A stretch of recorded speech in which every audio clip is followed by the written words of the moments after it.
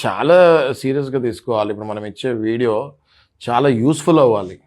కొత్తగా మ్యారేజ్ చేసుకున్న వాళ్ళు, కొత్త మ్యారేజ్ చేసుకున్న వాళ్ళకి, కష్టపడి ఇల్లు కొనుక్కున్న వాళ్ళకి. ఎందుకంటే ఈ మధ్య ఇల్లు సామాన్యంగా లేవు. నెలకి 2 లక్షలు 3 లక్షలు ఈఎంఐలు. కేవలం ఉద్యోగం మీద డిపెండ్ అయ్యి నెలకి 2 లక్షలు 3 లక్షలు అయితే ₹1,00,000 నేను కడతాను అని ఇల్లు తీసుకుంటే వాళ్ళకి తస్మాత్ జాగ్రత్త అని చెప్తున్నాను నేను. మొదటిగా మీరు ఎప్పుడైతే 3 ఈఎంఐలు కట్టట్లేదో దాన్ని ఎన్పిఏ అంటారు. నాన్ పర్ఫార్మింగ్ అసెట్ కిందకు వచ్చేస్తుంది. వెంటనే మీకు బ్యాంక్ నుంచి 13(2) అనే సర్ఫేసింగ్ నోటీస్ వచ్చేస్తుంది. ఈ 13(2) నోటీస్ వచ్చింది అంటే మ్యూజిక్ స్టార్ట్ అయినట్టే బ్యాంక్ నుంచి.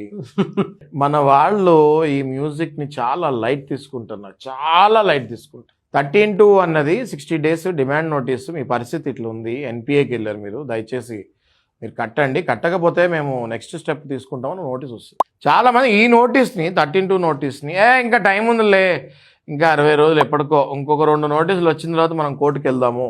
ఇవాళ కూడా నాకు కొంతమంది కలుస్తాం జరిగింది. సార్ ఫస్ట్ నోటీస్ వచ్చింది, నేను ఎవరితోనో కలిసాను, ఫస్ట్ నోటీస్ని లైట్ తీసుకోమని రాళ్ళని. ఏంటండి లైట్ తీసుకునేది? అందులో మీ భార్య, మీ పిల్లలు, మీ సర్టిఫికెట్లు, మీ వస్తువులు, మీ బంగారం, ఇల్లు అంటే ఏంటి? Everything will be in that house.